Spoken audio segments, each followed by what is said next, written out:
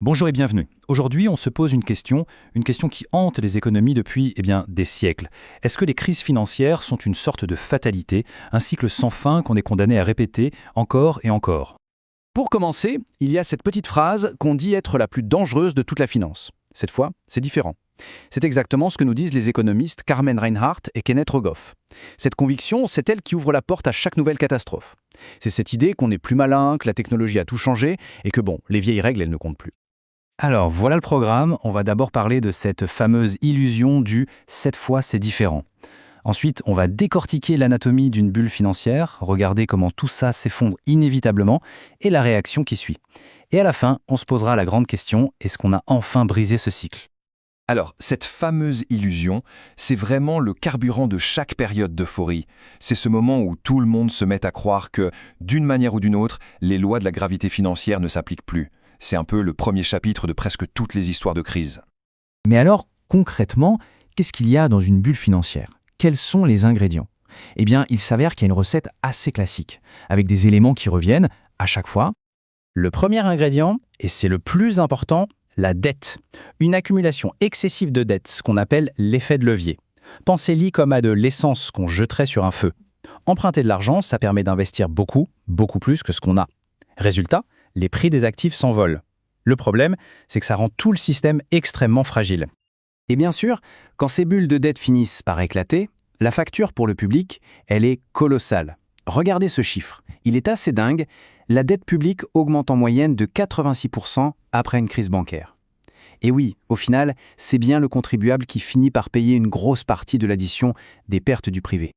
Deuxième ingrédient, ce qu'on appelle, avec de gros guillemets, l'innovation financière. En gros, on crée des nouveaux produits financiers, souvent hyper complexes. Tellement complexes que même ceux qui les vendent ne les comprennent pas toujours. Et la promesse est toujours la même, des rendements mirobolants pour un risque qui semble en apparence très faible. La titrisation, c'est l'exemple parfait de ça. Juste avant 2008, on a pris des millions de prêts immobiliers, on les a empaquetés ensemble pour en faire de nouveaux titres financiers qu'on pouvait acheter et vendre. Le souci, c'est que ce processus a rendu le système complètement opaque. Le risque était dilué, caché, et au final, plus personne ne se sentait vraiment responsable de la qualité des prêts à la base. Et enfin, le troisième ingrédient, c'est nous. C'est l'émotion humaine.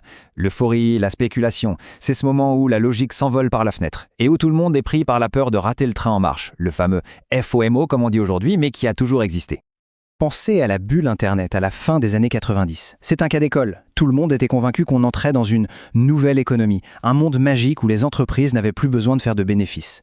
Et ça a mené à des investissements complètement fous dans des boîtes qui, parfois, n'avaient rien d'autre qu'un business plan sur un coin de table. L'introduction en bourse de Netscape, c'est vraiment l'exemple parfait de cette folie. L'action a explosé dès le premier jour, ça a été le coup d'envoi d'une frénésie totale. Les investisseurs se sont jetés sur n'importe quelle entreprise qui avait un .com dans son nom, sans se poser de questions, et paf, ça a créé une bulle monumentale. Et après l'euphorie, vient la panique. Le château de cartes finit toujours par s'écrouler. Ce basculement peut être d'une brutalité, d'une rapidité incroyable. C'est vraiment la chute libre. Pour voir à quel point un crash financier peut dévaster l'économie réelle, il suffit de regarder 1929 et la Grande Dépression qui a suivi. Ce n'est pas juste des chiffres sur un écran. La production s'effondre, des milliers de banques ferment leurs portes, le crédit est gelé, et des millions de gens se retrouvent dans la misère. L'impact est bien réel. Et souvent, c'est une fois que tout s'est effondré qu'on découvre l'ampleur de la fraude qui se cachait derrière. Logique, l'euphorie et l'argent facile, ça attire les escrocs comme des mouches. Et tant que tout monte, personne ne pose de questions. C'est l'histoire d'Enron qui maquillait ses comptes, ou bien sûr de la gigantesque pyramide de Ponzi de Bernard Madoff. C'est un schéma qui se répète.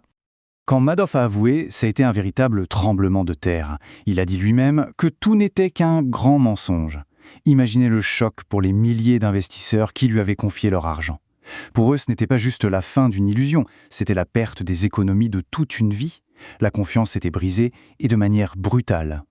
Bon, après le chaos, il y a toujours une réaction. C'est inévitable. Une fois la poussière retombée, les autorités se réveillent et se disent « plus jamais ça ». Et c'est là qu'arrivent les nouvelles règles, les nouvelles régulations, les nouveaux filets de sécurité. Et si on regarde le siècle dernier, le schéma est limpide. Crise, puis réponse réglementaire. Crise, puis réponse. De la Grande Dépression au choc pétrolier des années 70, en passant par la crise asiatique de 97, jusqu'à la crise des subprimes en 2008. Chaque grand choc a forcé le monde à repenser ses règles. Prenons l'exemple de la FDIC aux États-Unis. Sa création après la Grande Dépression a été une vraie révolution. L'idée était toute simple, mais elle a tout changé, garantir les dépôts bancaires. Le but, mettre fin aux paniques bancaires, ces moments où tout le monde se rue à la banque pour retirer son argent. Avec la FDIC, les gens savaient que leur argent était en sécurité, même si leur banque faisait faillite. Et ce filet de sécurité, il existe toujours aujourd'hui. Il assure les dépôts jusqu'à 250 000 $. C'est absolument fondamental pour que la confiance dans le système bancaire puisse exister. Plus près de nous, on a eu des réglementations comme BAL 3. Là encore, l'idée de base est assez simple, rendre le système plus solide. Comment ? En forçant les banques à mettre plus d'argent de côté, de capital, surtout si elles détiennent des actifs risqués. En gros, plus c'est risqué, plus il faut de matelas de sécurité. Une obligation ultra sûre, notée AAA, ça demande peu de capital. Un actif super spéculatif, là, il en faut beaucoup plus. Et tout ça, ça nous ramène à notre grande question de départ. Après toutes ces crises, toutes ces leçons, toutes ces nouvelles règles, est-ce qu'on a enfin réussi à briser le cycle ?